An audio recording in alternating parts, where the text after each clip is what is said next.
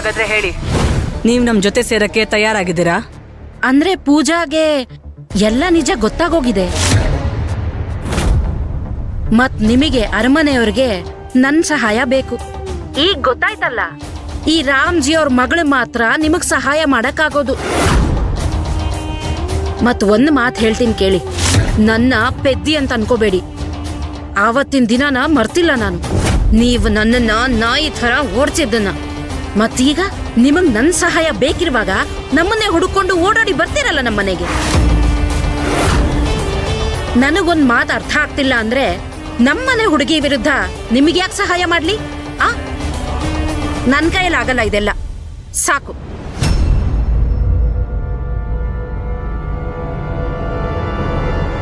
ನೋಡಿ ಮೇಡಮ್, ನೀವ್ ಸಹಾಯ ಮಾಡಿದ್ರೆ ನಿಮಗೆ ಲಾಭ.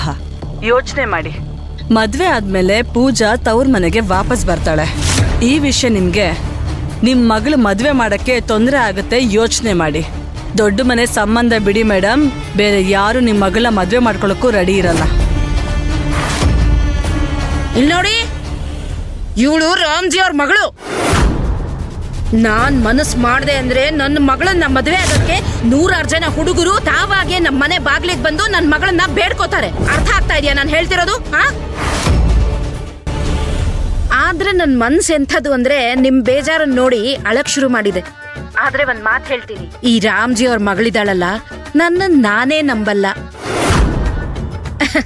ನಿಮ್ಮನ್ನ ಹೇಗ್ ನಂಬ್ತೀನಿ? ಕೆಲ್ಸ ಮಾಡಿಸ್ಕೊತಿರಲ್ಲ, ಆಮೇಲೆ ನನಗದಕ್ಕೆ ದುಡ್ಡು ಕೊಡ್ಬೇಕು. ದುಡ್ಡು ಕೊಡ್ತೀವಿ. ನೀವ್ ಮಾಡ್ಬೇಕಾಗಿರೋದು ಪೂಜಾ ಅವರಮ್ಮ ಹುಷಾರ್ ತಪ್ಪೋ ಆಗಿ ಮಾಡ್ಬೇಕು. ಏನ್ ಮಾಡ್ಬೇಕು, ಹೇಗ್ ಮಾಡ್ಬೇಕು ನೀವ್ ಯೋಚನೆ ಮಾಡಿ. ನಮಗೆ ಪೂಜಾ ಅವರಮ್ಮ ಹುಷಾರ್ ಇಲ್ದಿರೋ ತರ ಆಗ್ಬೇಕಷ್ಟೇ. ಉಳ್ದಿರೋದ್ ನಾವಿಲ್ಲಿ ನೋಡ್ಕೋತೀವಿ. ಸರಿ ಅಲ್ವಾ? ನಿಮ್ ಕೆಲ್ಸ ಆಯ್ತು ಅನ್ಕೊಳ್ಳಿ.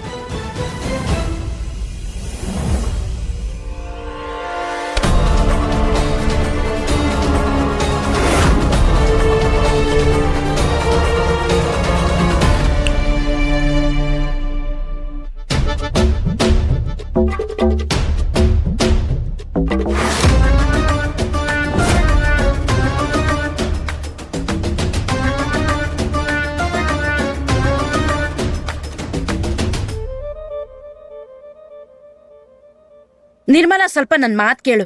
ಸ್ವಲ್ಪ ಈ ಹಾಸಿಗೆ ಧೂಳ್ ಜಾಡಿಸ್ತೀಯಾ? ತುಂಬಾ ಗಲೀಜಾಗಿದೆ. ಆಯ್ತು ಅದ್ಕೆ.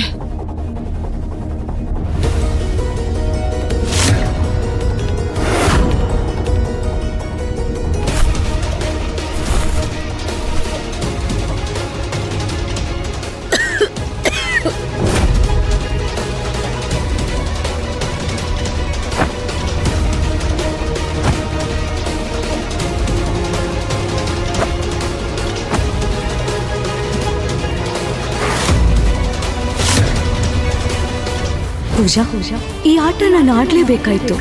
ಯಾಕೆಂದ್ರೆ ಇದು ನನ್ನ ಸೌಭಾಗ್ಯ, ಆದ್ರೆ ನಿನ್ ದುರ್ಭಾಗ್ಯ. ಆದ್ರೆ ಏನ್ ಮಾಡೋದು, ನಿನ್ ತಾಯಿಗಿರುವಂತ ಪರಿಸ್ಥಿತಿ ನನ್ನ ಎಲ್ಲಾ ಒಂದು ಸಮಸ್ಯೆಗೂ ಪರಿಹಾರ ಆಗತ್ತೆ. ಇದನ್ನ ಯಾರು ನಿಲ್ಸಕ್ಕಾಗಲ್ಲ.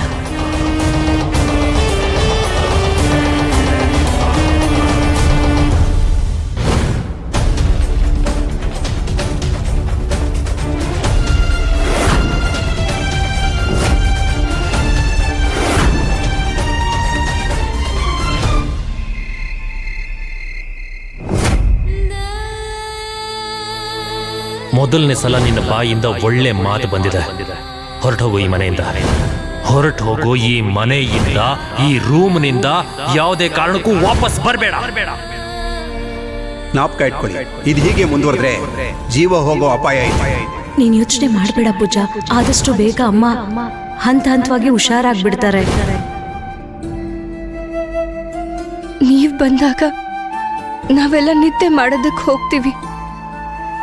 ಆದ್ರೆ ಮತ್ತೆ ನೀವು ಪ್ರತಿದಿನ ರಾತ್ರಿ ಆಕಾಶದಲ್ಲಿ ಬರ್ತೀರ ಬೇರೆಯವ್ರಿಗೋಸ್ಕರ.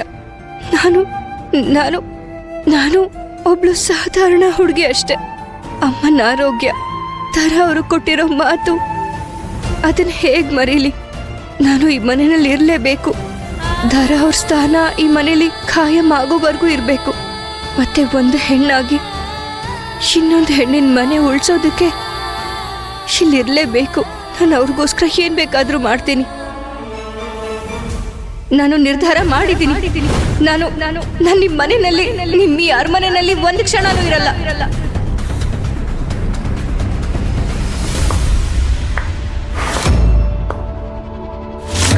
ಬೆಳಗ್ಗೆ ಏನ್ ಆಕ್ಟಿಂಗ್ ಮಾಡಿದ್ದೆ ನೀನು? ಮನೆ ಬಿಟ್ಟು ಹೋಗ್ಬಿಡ್ತೀನಿ ಹಾಗೆ ಹೀಗೆ ಅಂತೆಲ್ಲ ಬಿಲ್ಡಪ್ ಹೊಡೆದಿದ್ದೆ. ಎಲ್ಲ ಸುಳ್ಳು. ನಿನ್ನ ಮಾತಿನ ಮೇಲೆ ಒಂದು ಕಿಂಚಿತ್ತು ಭರವಸೆ ಇಲ್ಲ. ಹೋಗಲ್ಲ. ಒಂದು ಸಲ ಶ್ರೀಮಂತಿಕೆಯ ಅಭ್ಯಾಸ ಅನ್ನೋದಾಗ್ಬಿಟ್ರೆ ಅದು ಹೋಗಲ್ಲ.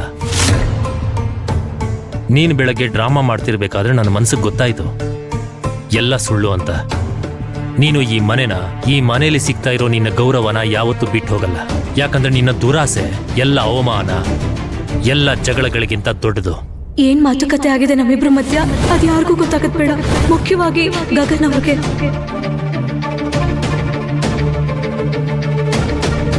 ನಾಚಿಕೆ ಇಲ್ದವ್ರನ್ನ ತುಂಬಾ ಜನ ನೋಡಿದೀನಿ, ಆದ್ರೆ ನಿನ್ ತರದವ್ರು ಯಾರು ಇಲ್ಲ. ನೀನು ಎಲ್ಲರಿಗಿಂತ ಮೇಲೆ.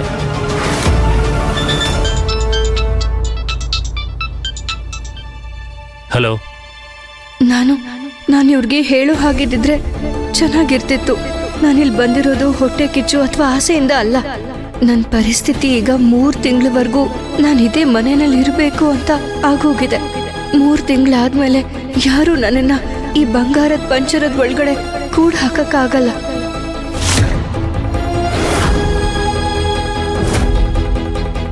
ಕೇಳಿ ಬೇಸರ ಆಯ್ತು. ಏನೂ ಪರವಾಗಿಲ್ಲ. ಅಮ್ಮ ಅಂತ ಬಂದ್ರೆ ಮೊದಲು, ಆಮೇಲೆ ಮಿಕ್ಕಿದ್ದೆಲ್ಲ. ನಿಮಗೆ ಎಷ್ಟು ರಜಾ ಬೇಕೋ ತಗೊಳ್ಳಿ, ನಾವು ಉಳಿದಿದ್ದ ಕೆಲಸನೆಲ್ಲ ಹಂಚ್ಕೊಂಡು ಮಾಡ್ಕೋತೀವಿ. ಸರಿ.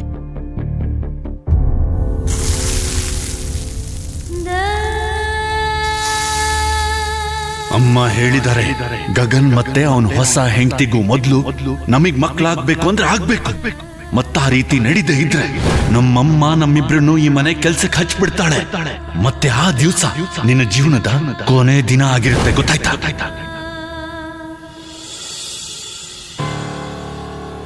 ಏನಾಯ್ತು? ನೀನ್ ಯಾಕೆ ಅಳ್ತಾ ಇದೀಯಾ? ಇಲ್ಲ, ಅದು ಒಗ್ಗರಣೆ ಹಾಕಿದ್ನಲ್ವಾ, ಕಣ್ಣಲ್ಲಿ ಕಣ್ಣೀರ್ ಬಂತು ಅಷ್ಟೇ. ನೀನ್ ಯಾಕೆ ಅಡಿಗೆ ಮಾಡ್ತಾ ಇದೀಯಾ? ಅಡಿಗೆಯವ್ರಿಗೆ ಹೇಳಿದ್ರೆ ಮಾಡ್ತಿದ್ರಲ್ವಾ? ಅದು ನಾನೇ ಹೇಳಿದ್ದೆ ಎಲ್ರಿಗೂ, ನಾನೇ ಇವತ್ತು ಅಡಿಗೆ ಮಾಡ್ತೀನಿ ಅಂತ. ನಾನು ಅನ್ಕೊಂಡೆ ಇವತ್ತು ನಿಮ್ಮ ತಮ್ಮನ್ಗೆ ನಾನೇ ಅಡಿಗೆ ಮಾಡೋಣ ಅಂತ. ಅದಕ್ಕೆ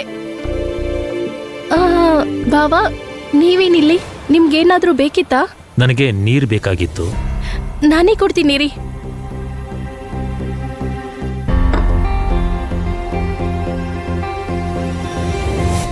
ಅದು ಪೂಜಾ ಅಕ್ಕ ತವ್ರ ಮನೆಗೆ ಹೋಗಿ ಬಂದ್ಮೇಲೆ ಅವ್ರು ಹೇಗಿದ್ದಾರೆ ಈಗ?